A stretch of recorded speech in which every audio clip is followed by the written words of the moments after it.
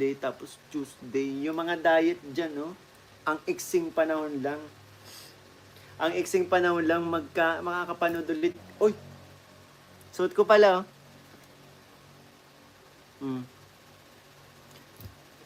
Ang iksing panahon lang. Mapapanood nyo na naman ulit kami.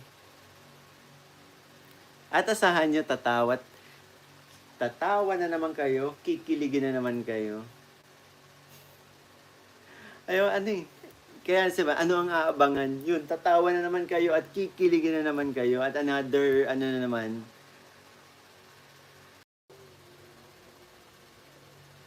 Jasmine Montero, ang ganda ng kamay ng Honey Babe Mami Koy. Oh. Ang ganda ng kamay, ang sarap hawakan, ang lambot hawak.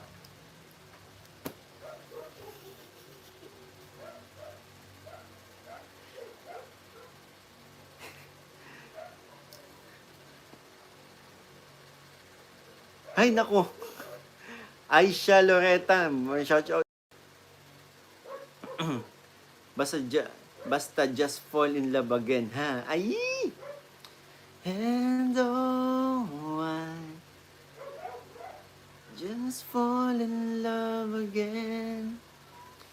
Just one touch and then it happens every time. Ito, may aminin ako sa inyo.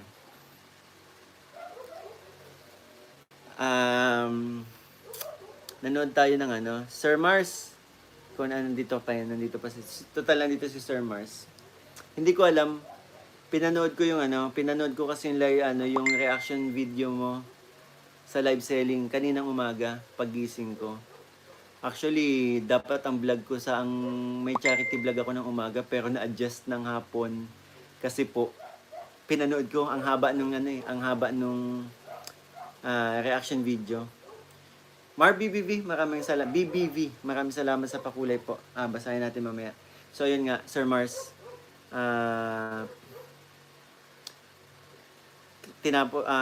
Dun sa part na kumakanta si Krista J ng I Just Fall in Love Again, may napansin kayo sa akin.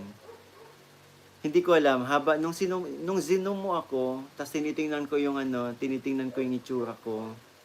Hindi ko alam, bigla na lang tumulo yung luha ko. Hindi ko alam kung anong Siguro dahil ang daming nakapansin na gano'n. Alam nyo yung meaning ng kanta sa akin, kaya salamat. Ewan ko ba, bakit namumula na naman mata ko.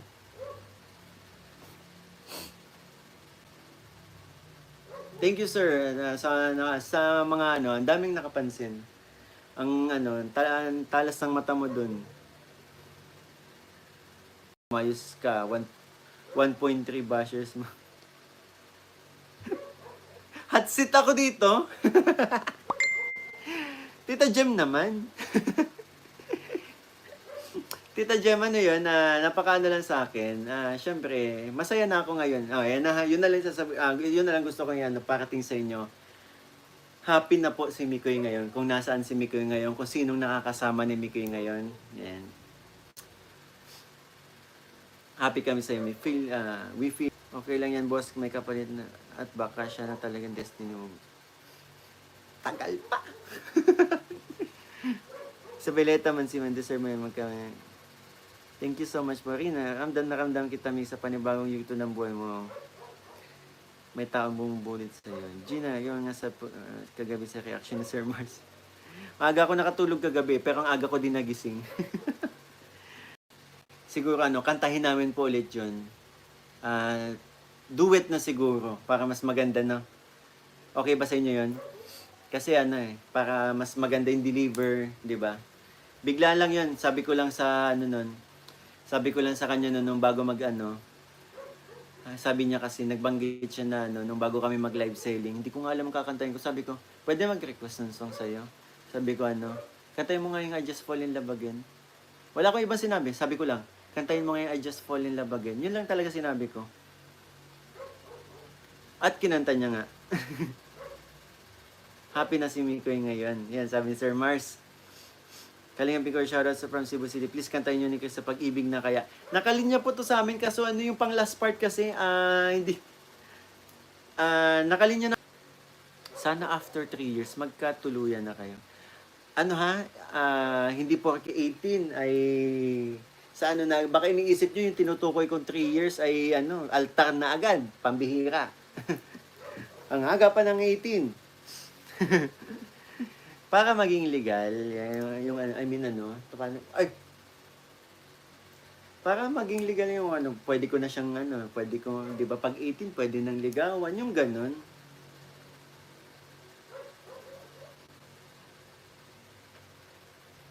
Dito ako nababasa ng comment, kaya ganun yung tsura ko, napansin ko. Huli ulit, nadudulas ka be. Para maging legal, hindi, ibig ko sabihin, para maging legal, yun na nga, na-explain ko na, di ba? Para pwede na legal ng ano, legal na siya. Eh, syempre, hindi pa naman din allowed sa parents na, ano. Tama nga, no, pagpapasaya lang po sa inyo muna.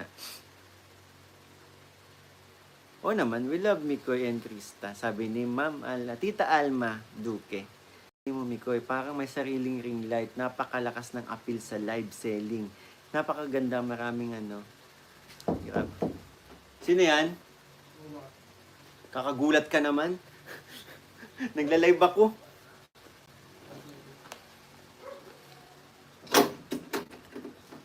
Nagdandahan, baka masagim yung ano. Dito ako matulog. Deliver lang ang pansit, tsaka dinuguan. May dala kang pagkain? Wow. Birthday ni Tita Sarah. Ay, birthday ngayon? Tulog na si mama. Pero ano, sabi? Lagay ko na sa rep. Ha? Lagay ko na agad sa rep. Sige na, parang hindi Mauwi din masira. ako ay. Mauwi ka na din. Sige, sige. Salamat.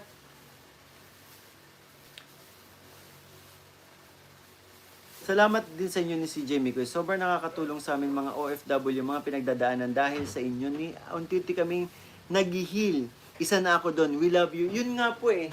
Yun po yung ano is yun po yung mga ano sa amin best mga comments na nakakarating po sa amin, na mga nababasa namin. Yung mga ganyang feedback na nakakatulong kami sa mga nakakaranas ng depression or anxiety or even yung mga pagkaulila sa kahit yung mga pagkaulila sa pamilya dahil sa panonood ng Mikris ay napapawi po yung nararamdamang lungkot, 'di ba? Yung mga problema. Ito na kuya. Sige, ingat, salamat ha. Okay. To love talaga.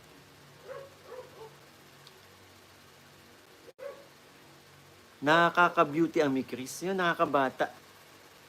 Si Coach Roy, sabihin ko sa inyo, panay marathon ng Mikris, si Coach Roy. Sinabi niya yan, habang magkasama kami kanina, nakakabata daw ang Mikris. Tapos sinagot ko naman siya, parang di naman. Tapos tumingin siya sa akin ng masama.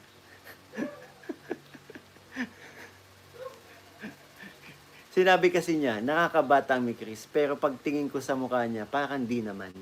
Sinagot ko siya, parang di naman. Sabay tingin sa akin ng masama. Yan ang kaganapan kanina. Pambihira. Savage. Sabi ni Sinach. Pati sa channel namin, Kuya Mikoy, nakakabata ang Mikris.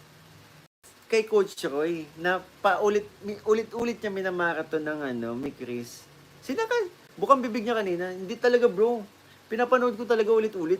Actually bro, sinimulan ko na nga ulit eh. Ngayon sinisimulan niya na daw nagsimula na daw siya sa part 1 nung wala pa daw ako. Nung nasa part 2 na daw siya. Sabi niya, ang lupit talaga, hindi kayo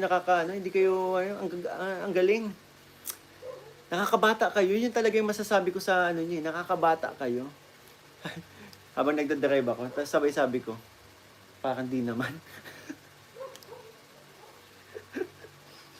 Nakakabata ng itsura. Parang di naman.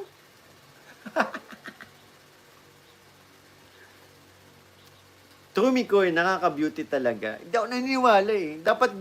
Dapat bumata muna ang itsura ni Coach Roy. Para maniwala ako. Stay humble lang, Mikoy. Thank you